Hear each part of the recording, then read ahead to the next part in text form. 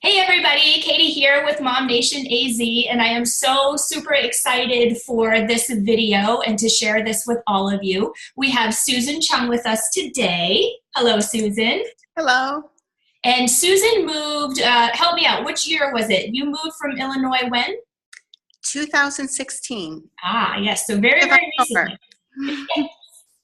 Good time of year to move to Arizona. Right. Awesome, and now where exactly did you move from? From the Chicago area. We were in the Chicago suburbs. Awesome. What exact suburb? St. Charles. Awesome.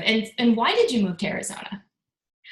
Well, we moved here because the taxes were really high in St. Charles and we wanted lower property taxes. We were tired of the snow and cold. Mhm. And we also were looking for a state that was friendly towards homeschoolers. And Arizona, it's pretty easy to homeschool in Arizona. They don't have a lot of requirements, so that was kind of one of our reasons also. Awesome. And now how many children do you have? 4. And all have been homeschooled All have been homeschooled. from little itty bitty to high school?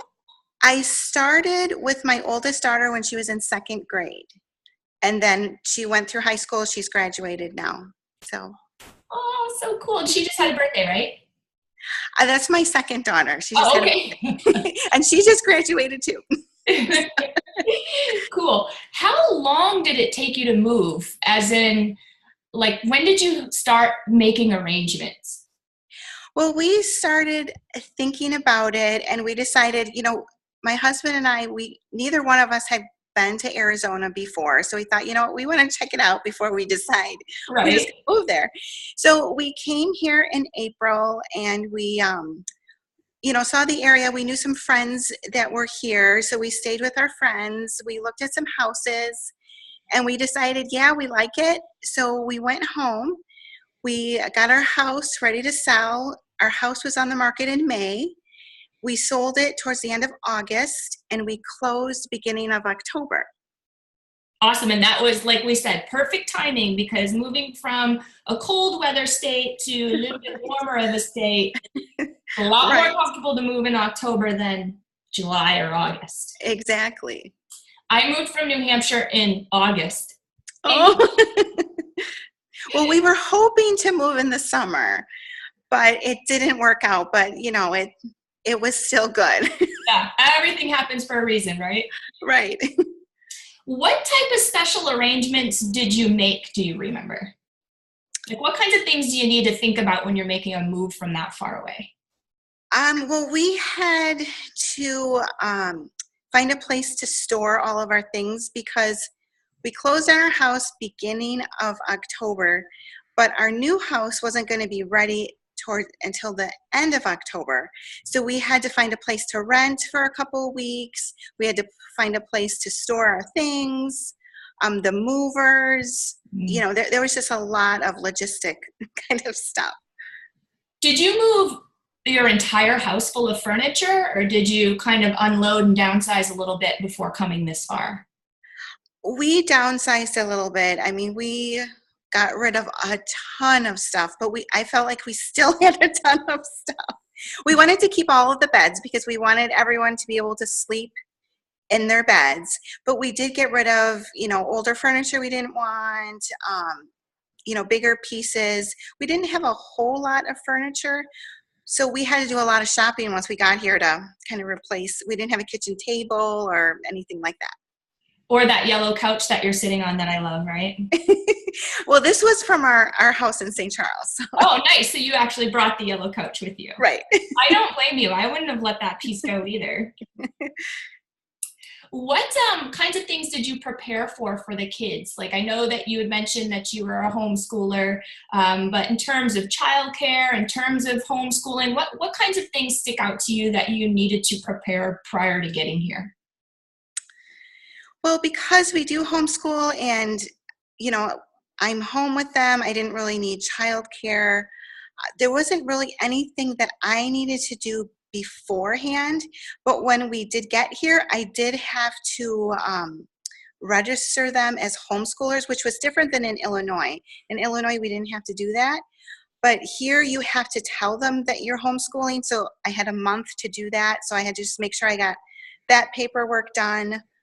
But other than that, I mean, my kids, I have 3 teenagers and then a little guy. So it's a little bit different than if they all would have been younger. Right. Totally understand, because the teenagers can help with the little guy if you needed to like Right. skip out to Home Depot the 150,000 times that you have to go to Home Depot. Yeah, and that's exactly what happened. They like know me by name at ours because we just moved 6 months ago, and they're like, "Oh, it's Katie and Matt." Oh, it's cool. I don't know if that's a good thing or a bad thing. What is the biggest difference that you've discovered between your home state and Arizona? Arizona is very dry. Back in Illinois, it's very green, and I didn't realize how much so until we lived here for a while, and then I went back to visit, and I just thought there's so much green. But we also thought that the people in Arizona, when we first moved here, we thought that they were happier and friendlier than they were in Illinois. And we thought maybe it's because the sun is out so much more that people are happier. Yeah, vitamin D, people. Yeah. But even like, go ahead. We went to the post office, and the people at the post office here were so friendly and nice. And we never had that experience in Illinois. We're like, wow, even the post office workers are happy. That's actually hilarious. Something that you mentioned about it being dry that I noticed when I moved here is back in New Hampshire, it's the same thing. It's like, 100% humidity most of the time, which is brutal to me now. Right. But when I got here, I realized that I had to drink a ton more water.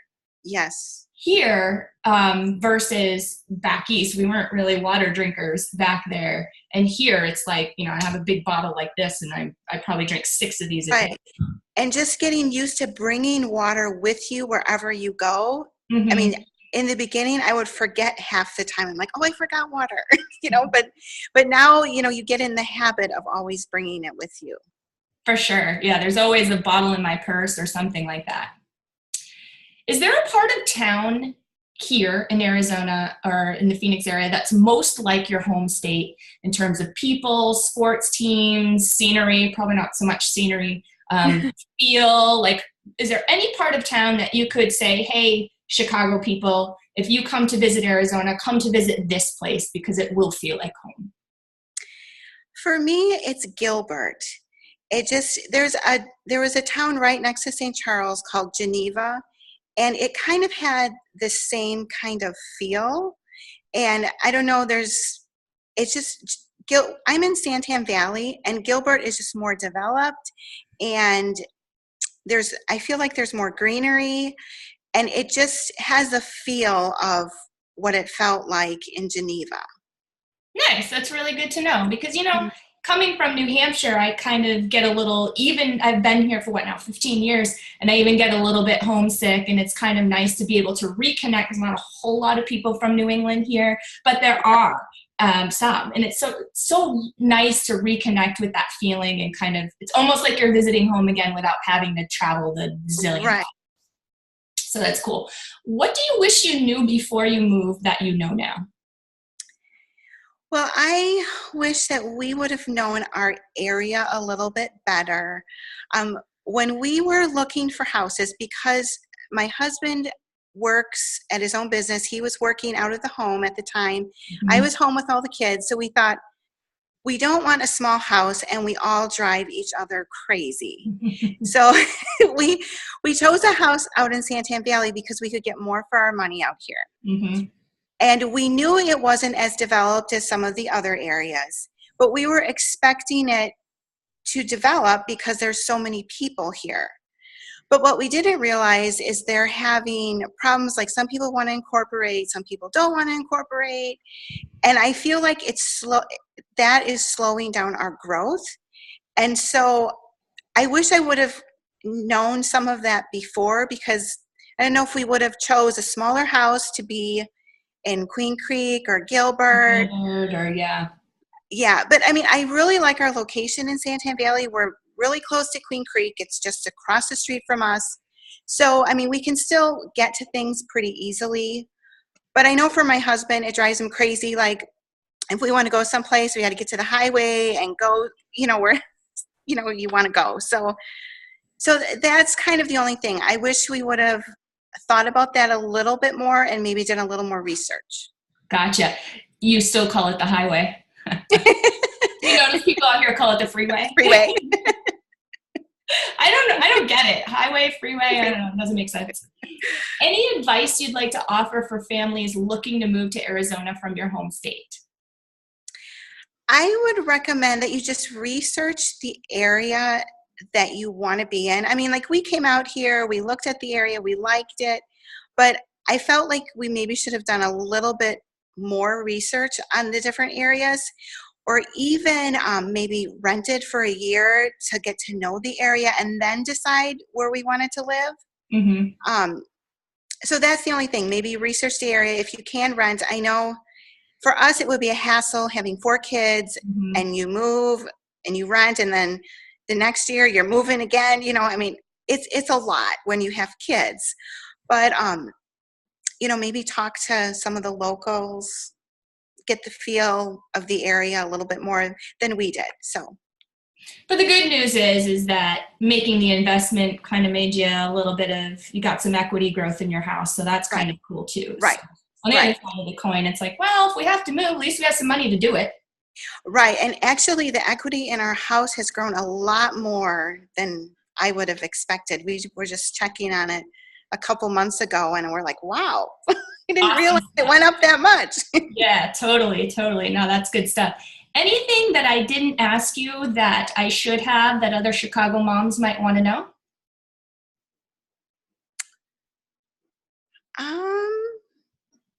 I don't think so. Well, I guess one thing, whenever you move, it really helps if you start to get to know people. When we first moved here, we met some homeschoolers.